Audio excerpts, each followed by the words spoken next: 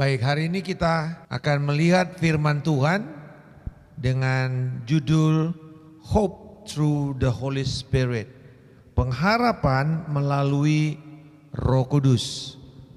Kita tahu bahwa saat ini di tengah-tengah kondisi dunia yang penuh dengan tekanan, penuh dengan ketidakpastian, penuh dengan ketakutan, kekhawatiran, maka pengharapan kita itu satu-satunya harus didasarkan kepada pengharapan yang benar, pengharapan yang stabil, yang kokoh, yang terpercaya, yang terandalkan.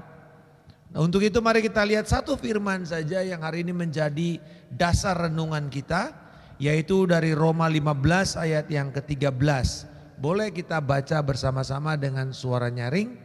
Roma 15 ayat 13.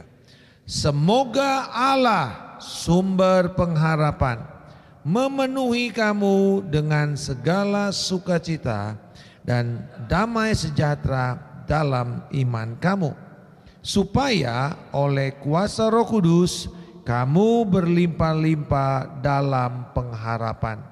Rasul Paulus menutup ini sebagai satu doa kepada jemaat di Roma, bagaimana akhirnya setelah mengingat perjanjian Allah, maka dia bilang, aku berdoa supaya kiranya Allah sumber pengharapan. Pengharapan yang biblikal, yang seturut, yang sesuai dengan firman Allah, tidak didasarkan pada keadaan sementara. Tidak didasarkan kepada circumstances, kepada kondisi, kepada keadaan ekonomi. Melainkan pada Tuhan sendiri, pada Yahweh, pada Allah yang membuat perjanjian dengan umatnya dan menjadi sebuah kenyataan dalam hidup kita lewat kuasa Roh Kudus. Pengharapan itu bisa kita alami, harus bisa tangible, bisa kita pegang. Ini bukan seperti sebuah wishful thinking. Pengharapan itu, saudara, bukanlah sebuah gagasan yang abstrak. Apa sih gitu ya? Kayaknya mengawang-awang gitu, kayak membulet kalau orang Jawa bilang, nggak jelas. Apa sih? Tetapi saudara, pengharapan itu juga bukan satu emosi yang sementara.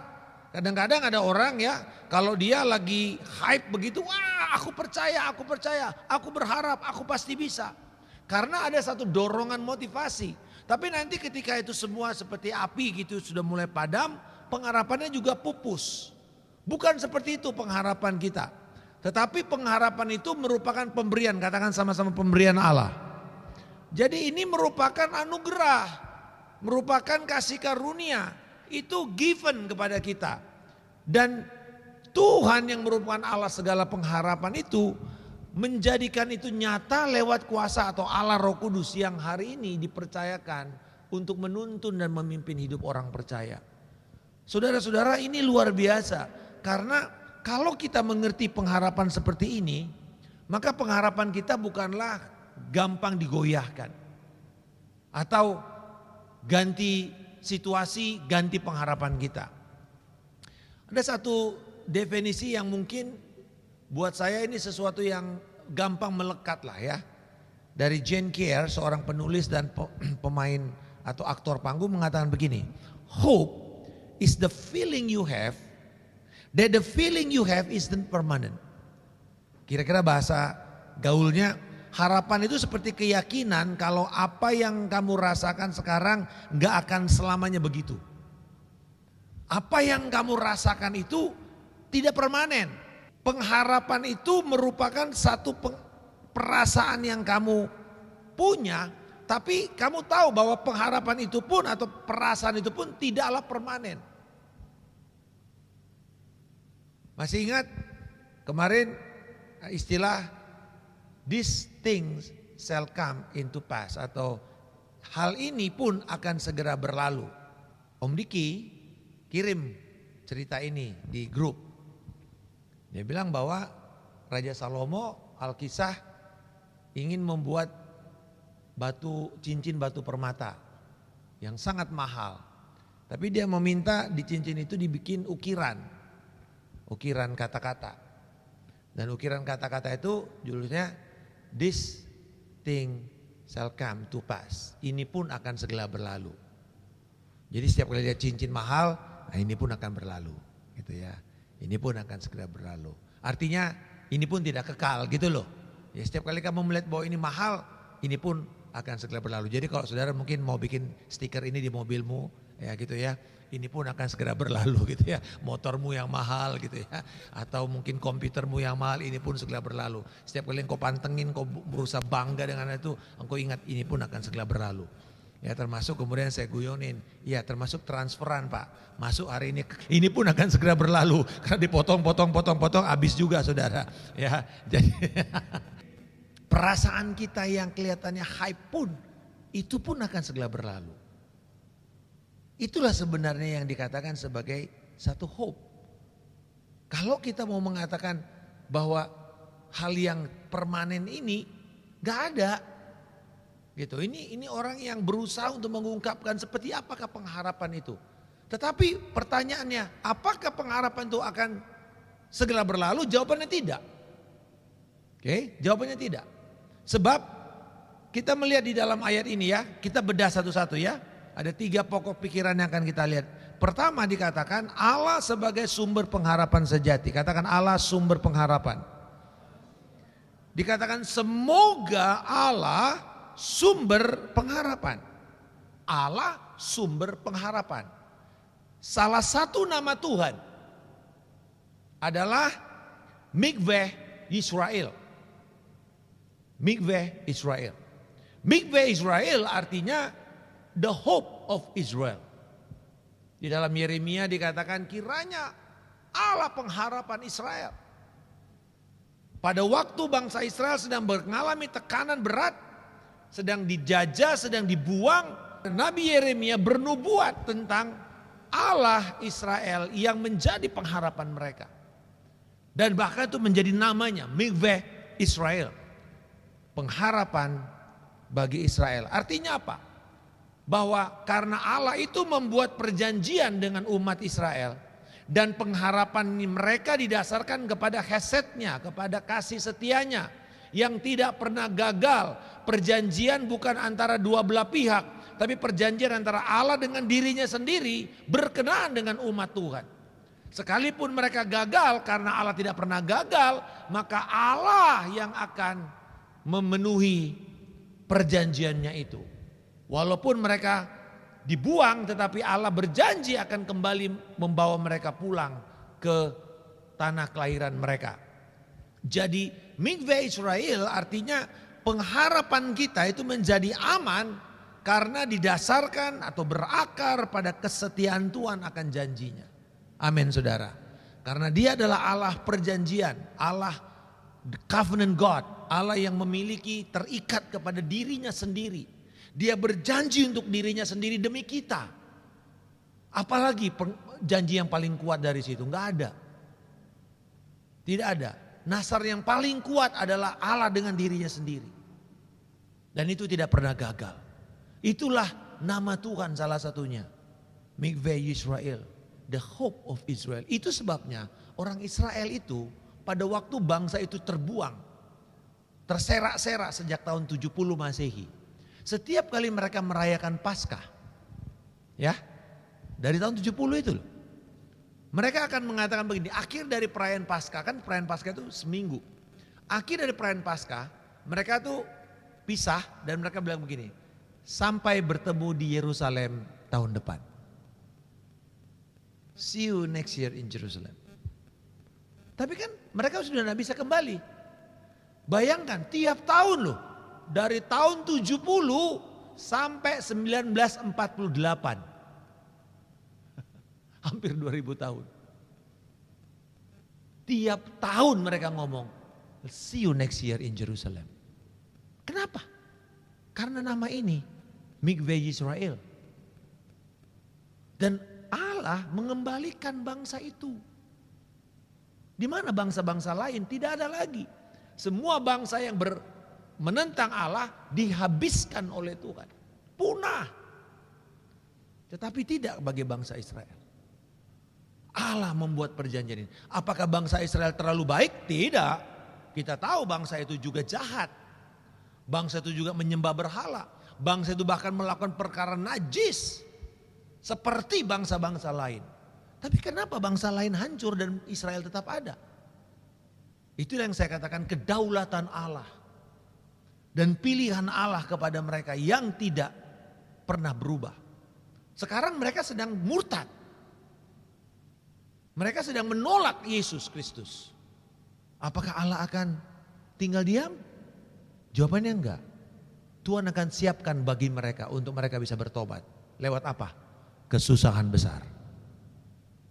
Itu cukup buat mereka supaya mereka bertobat. Dan itu nanti akan terjadi. Itu saking sayangnya Tuhan kepada mereka. Tuhan siapkan satu proyek besar namanya Great Tribulation. Haleluya. Kita mau udah gak ada di situ. Haleluya. Ya, amin. Haleluya. Amin. Mereka tepuk tangan dulu. Lu takut banget. Gak ada. Kita diangkat. Mereka yang akan ngalamin semua itu. Karena mereka gak mau dan tidak mau percaya dengan iman. Mereka lebih suka lewat dengan cara yang susah. Dan Tuhan mengatakan, you mau cara susah? Go ahead. Lu mau cara susah? Oke, silakan. Kasih. Gak apa-apa. Tuhan mau. Nah saudara, itu yang dikatakan bagaimana pengharapan Israel. Dan Yesus menjadi pengharapan kita. Allah sumber pengharapan itu menegaskan bahwa pengharapan itu bukan sekedar satu perasaan atau optimisme kosong. Tetapi itu adalah sikap dan sifat Allah yang atribut Allah yang melekat di dalam karakternya. Allah kita adalah Allah sumber pengharapan. Ada satu pertandingan atau race yang disebut sebagai the Fastnet Race. Ini adalah lomba kapal layar yang memperebutkan Piala Admirals. Ini jaraknya kira-kira 680 miles di antara bergerak dari pelabuhan di English Channel terus nanti sampai ke Irlandia. Dan itu melewati daerah yang cukup sulit. Nah, pada tahun 79 330 kapal layar layak itu berlomba. Tetapi kemudian jadi mulai dari hari Jumat gitu ya. Terus enak tiba-tiba di hari Senin itu angin dengan kecepatan dikatakan the force 10 wind itu kira-kira 82 sampai 102 km. Kecepatannya loh, angin loh. Yang membuat kecepatan angin itu membuat air laut itu menjadi tembok. Menjadi dinding besar. Dan mereka tidak bisa tembus karena itu kira-kira 15 meteran gitu. 13 ke 15 meter ombaknya. Ya, ini kan kapal layar yang tidak boleh pakai motor. Tidak ada motor di situ. Dia betul-betul layar dan gelap. Bayangkan ini adalah laut utara. Itu salah satu laut yang paling ganas. Teman saya kapalnya kapal tanker saudara. Kapal tanker tenggelam baru aja dibawa. Nah dia kapten kapal, dia skipper. Dan itu kapal tanker gede di laut utara itu udah kayak saudara pernah main kapal-kapalan anak SD yang tek yang gede. Nah segitulah kira-kira dia dia bilang aduh Pak gitu. Dan dia kapal baru tenggelam. Dia mesti diselamatkan. Kita waktu itu berdoa malam-malam karena baru dapat kabar bahwa dia sedang berada di laut utara itu dan akhirnya dia selamat. Dia dibawa sama helikopter. Nah pada waktu terjadi begini itu Coast Guard, helikopter dari Inggris, dari Belanda, semua diturunkan untuk mencari kapal-kapal yang mulai berserakan ini. Datang. Dan kemudian yang terjadi adalah dari 330 kapal yang finish itu cuma 85. Dan 15 orang meninggal, tidak ditemukan. Ini merupakan sebuah tragedi besar di dalam sebuah lomba layar. Tetapi dari sini orang-orang yang survivor atau penyintas itu memberikan dua pelajaran penting. Pertama dikatakan, stay on board, tinggal di dalam perahu, no matter what, stay on board. Karena ada orang-orang yang ketika mulai ngalamin begitu, kapal di sana bilang ayo lemparkan perahu skoci. Mereka lari ke perahu skoci malah hilang saudara, dihantam sama badai. Jadi mereka disuruh yang bilang kami bisa selamat karena kami tinggal di dalam kapal itu. Kami tidak keluar dari kapal itu. Stay on board.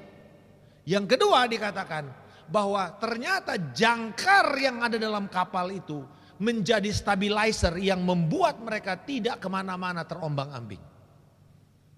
Wow, dua pelajaran penting ini, yaitu mengenai tinggal di dalam kapal seperti Nuh ketika diombang-ambingkan di air bah. Masih ingat kapal Nuh? Seperti kotak sepatu. Nggak ada setir, nggak ada layar, diombang-ambingkan, nggak jelas mau kemana. Tapi percaya, stay on board, tinggal di dalam Tuhan. Tapi yang kedua, jangkar itu jangan dilepaskan.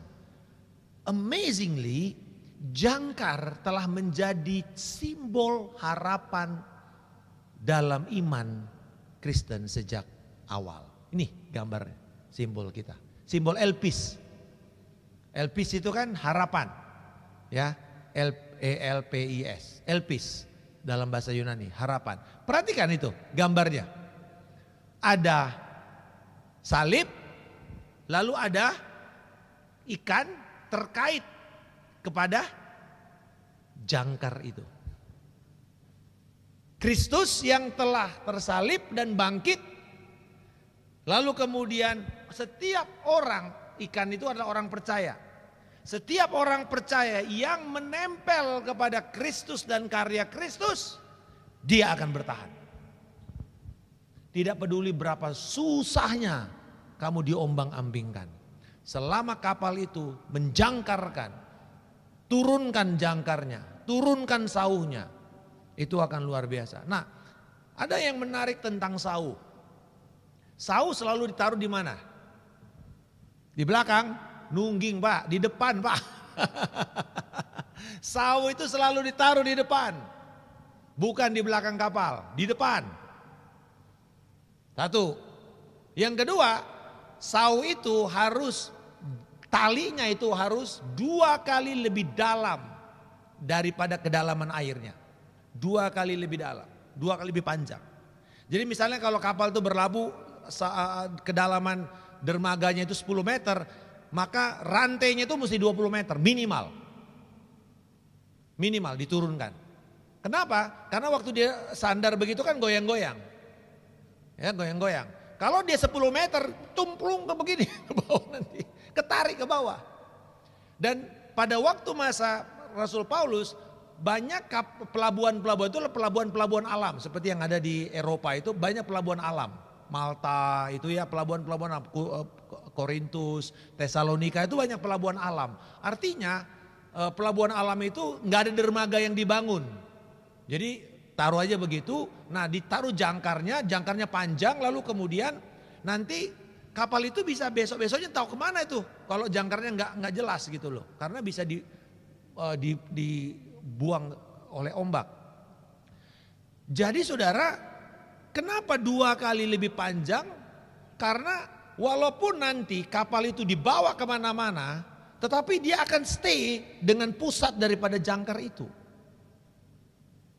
Siapa yang pernah di sini leye-leye di Bali ya, naik perahu karet, tidur begitu di tepi pantai yang ada airnya.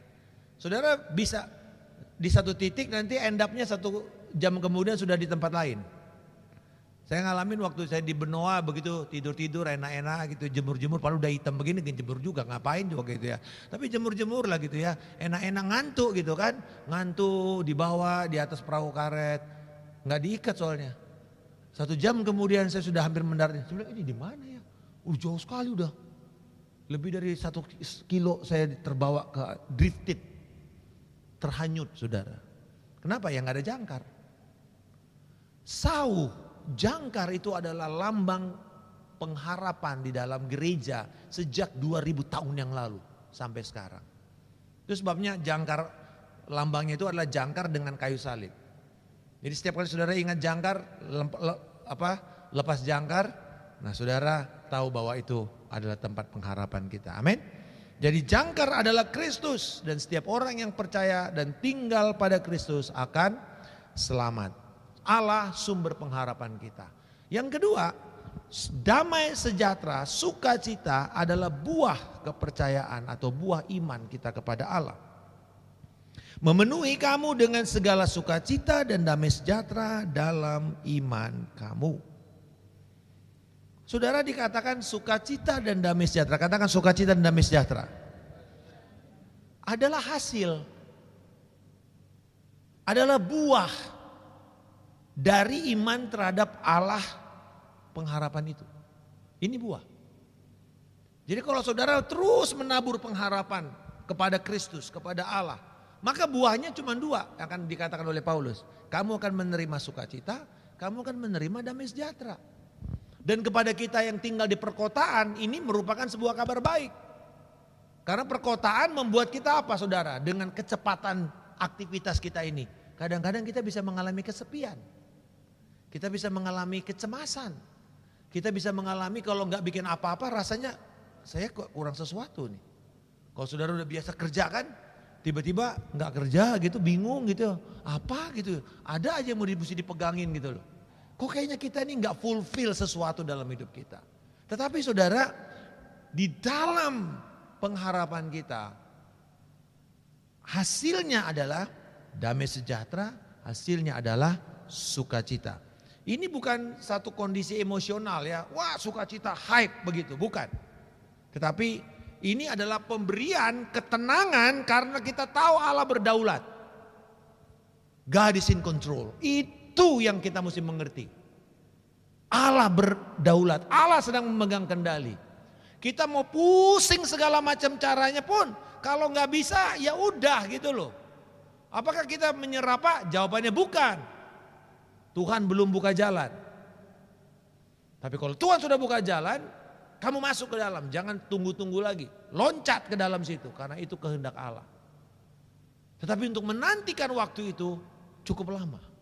Pertolongan Tuhan akan datang pada waktunya. Tapi untuk menantikan itu kita memerlukan sukacita dan damai sejahtera. Artinya apa damai sejahtera itu? Damai sejahtera itu kan dari kata Irene di dalam bahasa Yunani itu artinya gini, single focus.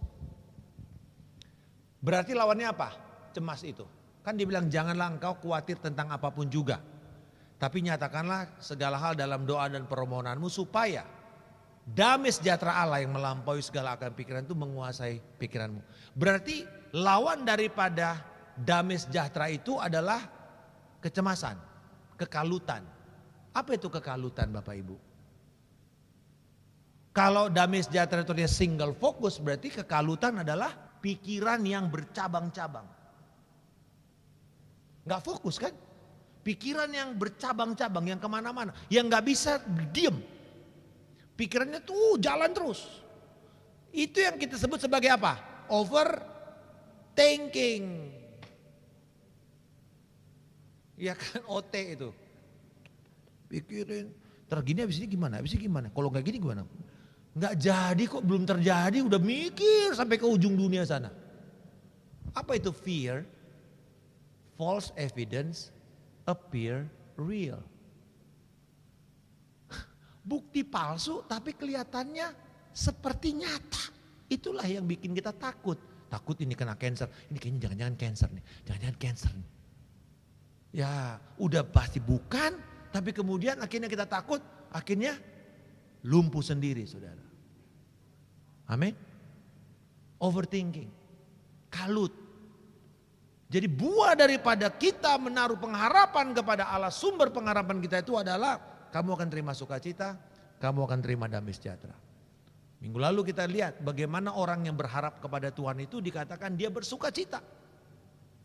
Jadi tanda orang berharap adalah bersukacita. Tanda orang yang berharap adalah dia memiliki damai sejahtera. Coba saudara perhatikan ini kata kerja ini, menarik saudara, pleroo. Memenuhi, dikatakan kiranya damai sejahtera dan sukacita memenuhi kamu. Kata pleroo ini artinya penuh dan melimpah, meluap, overflow. Kalau kita berharap dengan Tuhan, Roh akan membuat sukacita dan damai sejahtera itu meluap. Meluap. Kita bisa menyembah Tuhan, kita bisa memuji Tuhan, kita bisa tenang di tengah-tengah kondisi yang kalut. Karena kalau kita meletakkan kepercayaan kita kepada Allah, seperti tadi, orang-orang yang ada di dalam perahu layar itu, waktu mereka tinggal di dalam kapal itu, digoncang kiri kanan, gelap, tidak tahu kemana arahnya, nggak tahu kapal itu sedang 90 derajat miring, nggak tahu lagi dia, udah nggak tahu lagi, tapi mereka cuma tinggal diam aja di dalam, dia ombang-ambingkan, tapi diam, tinggal diam. Disitulah kemudian engkau mendapatkan damai sejahtera dan sukacita. Gambar tentang Yesus ketika naik kapal dan tidur di tengah-tengah gelombang besar. Itu memperlihatkan dialah Allah sumber sukacita, pengharapan itu. Dia bisa tenang di situ. Tapi semua yang lain, Bapak Ibu dengar, itu yang naik kapal itu semua siapa? Pelaut. Itu yang lahir besar di daerah itu. Tentu ya kalau saudara kapal yang kita naikin sekarang kalau ke Yerusalem, ke Galilea nggak segede itu. Isinya cuma sekitar 13 orang. Ya, makanya murid Yesus itu satu kapal itu. Cuma 2 dek dia, ada bawahnya ada tempat orang bisa tidur. Tapi nggak gede-gede amat. Nggak seperti yang kita bayangkan ketika kita naik kapal di Galilea sekarang. Itu cukup gede. Bisa 50 orang lebih, bisa dansa lagi di tengah-tengahnya. Bukan seperti itu. Tapi bayangkan begini, even the professional fishermen takut lihat badai itu. Takut. Siapa yang pernah naik kapal? Berlayar di laut ya. Ya yang naik Tampomas gitu ya, tahu lah ya kapal. Kalau udah mulai naik buas gitu, kita udah nggak tahu lagi, masuk lagi ke dalam airnya, udah kuyup semua begitu. Saudara stay on board, stay, nggak kemana-mana. Itu yang Tuhan katakan. Bagaimana kau di tengah-tengah goncangan tuh, stay on board, tinggal di dalam Kristus. Kamu akan punya damai sejahtera. Jangan pusing, gimana ya caranya, ya skenario nya mesti gimana, mesti gini, A, B, C, D. Boleh gak Pak kita berencana? Boleh. Tapi ketika semua Tuhan mengatakan trust me, bersediakah kita untuk mengatakan I trust you Lord, I trust you. Joy and peace, itu adalah buah daripada pengharapan. Joy, tetap menyembah Tuhan, tetap bersukacita, tetap melayani, tetap mengerjakan pekerjaan Tuhan tanpa khawatir. Dan yang terakhir saudara, Roh Kudus akan memberdayakan pengharapan kita itu berlimpah-limpah. Supaya oleh kuasa Roh Kudus, katakan sama-sama kuasa Roh Kudus, kamu berlimpah-limpah dalam pengharapan. Perhatikan kata kerja berlimpah-limpah. Peruseo itu menunjukkan sebuah kelimpahan melampaui kebutuhan dasar atau standar kecukupan. Misalnya saya punya kebutuhan 2 gelas air. Itu kebutuhan dasar saya. Periseo itu artinya begini, saya akan dikasih melampaui 2 gelas air. Dikatakan pengharapan kamu akan melimpah-limpah. Pertanyaannya, kalau melimpah buat siapa? Buat orang lain. It's not about us, it's about other people. Jangan maruk. Kelimpahan itu buat kamu semua. Kenapa? Karena kelimpahan yang kita dapatkan bukan untuk diri kita.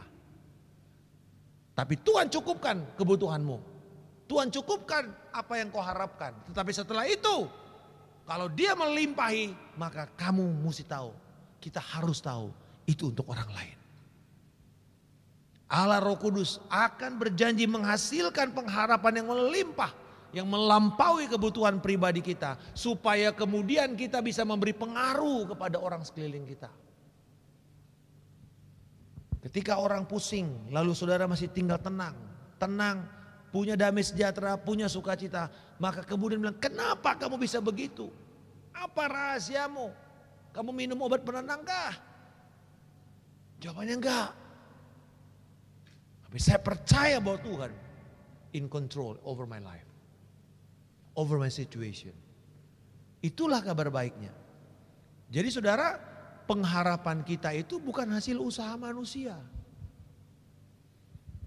tetapi pemberian Allah, grace. Amin.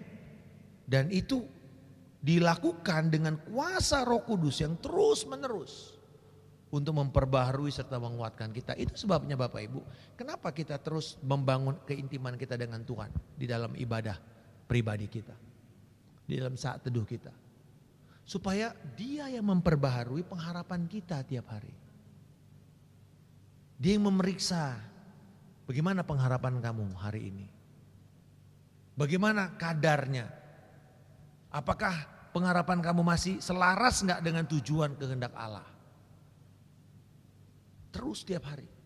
Dan yang kedua, Dia berdayakan. Makanya dikatakan the Spirit empowers. Roh itu akan memberdayakan, mengerjakan pengharapan itu untuk menghasilkan kelimpahan. Tadi itu kelimpahan sukacita, kelimpahan damai sejahtera. Yang bukan hanya menguatkan kita, tapi juga memberkati orang lain. Amin. Jadi saya mau simpulkan ini bahwa pengharapan sejati itu berasal dari penyerahan diri kepada Roh Kudus. Karena Dia yang juga memampukan kita untuk membagikan pengharapan itu kepada orang lain. Dan ini yang akan mengubah komunitas serta hubungan kita. Sebagai penutup, pengharapan bukanlah gagasan abstrak. Ini saya mau wrap up yang tadi itu. Pengharapan itu bukan gagasan abstrak, bukan sesuatu konsep filsafat, enggak usah. Pengharapan bukan juga emosi yang sesaat, tapi pemberian Allah. Seperti keselamatan, demikian juga pengharapan adalah pemberian Allah. Datangnya dari sorga. Maka pengharapan itu sifatnya murni, sifatnya kekal, sifatnya baik, sifatnya teguh, sifatnya benar. Itulah pengharapan kita. Karena datang dari sorga. Dan sumbernya itu menjadi nyata lewat Roh Kudus. Siapa yang membuat pengharapan itu menjadi tangible? Roh Kudus. Siapa yang membuat pengharapan itu menjadi kelihatan bisa disentuh orang? Roh Kudus. Jadi tanpa Roh Kudus susah kita untuk hidup dalam pengharapan. Dan pengharapan itu mengubah kehidupan kita dengan memenuhi kita dengan sukacita, dengan damai sejahtera, dan bahkan meluap untuk orang sekitar kita. Apa yang harus kita lakukan? Satu, mari kita jadikan Allah sumber pengharapan kita setiap hari. Amin. Dengan cara meletakkan kepercayaanmu sepenuhnya kepada Dia. Jadikan Dia sebagai sumber pengharapan. Ingat, inilah tantangan kita di perkotaan. Karena di perkotaan siapa yang menjadi sumber pengharapan kita? Karir, relasi, pencapaian materi. Betul? Tetapi kita mesti putuskan, no, Allah sumber pengharapan saya. Yang kedua, mari ambil pengharapan itu setiap hari. Sudah tersedia oleh Roh Kudus kepada kita. Datang ke sungainya.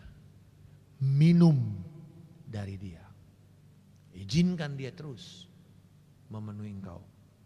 Dan yang terakhir, izinkan Roh Kudus membuat engkau melimpah sehingga kemudian engkau menjadi agen pengharapan. Siapa sih yang suka jadi agen tunggal? Nggak ada yang mau jadi agen tunggal. Ya senang kan? Agen tunggal sebuah merek, kamu pemegang lisensi di sini, semua orang akan datang sama saudara kan? Iya dong, distributor utama, betul nggak? Semua orang akan datang sama saudara. Dicari pula lagi, itu kan? Bayar lagi untuk saudara bisa orang itu join sama saudara. Just imagine this, Allah kita kantor pusat sorga mengatakan saya bikin kamu jadi agen tunggal pengharapan. Maka tentu Anda mesti punya supply yang banyak. Bapak Ibu, kita diberi kapasitas oleh Roh Kudus menjadi agen tunggal pengharapan. Yesus mengatakan, I give you franchise. Ayo sebarkan, bagikan. Biarkan orang datang dan minta sebanyak mungkin mereka datang. Sebanyak itu juga mereka akan dapatkan dari saya. Wah, kita seneng gitu loh. Orang datang terus. Dan semakin kita dipercaya oleh prinsipal. semakin kita akan mendapatkan banyak privilege, banyak fasilitas. Tahukah saudara bahwa Allah kita sudah mempercayakan fasilitas pengharapan itu kepada kita. Berikan pujian kepada kita. Haleluya. Hari ini saudara pulang, saudara mesti bawa pengharapan. Amin. 1 bulan lagi udah mau selesai 2024 saudara. Orang pusing dengan pajak, orang pusing dengan ini dan itu segala macam. Bagaimana kita memberi pengharapan kepada mereka? Kita pasti bisa survive. Amin. Kita pasti bisa survive.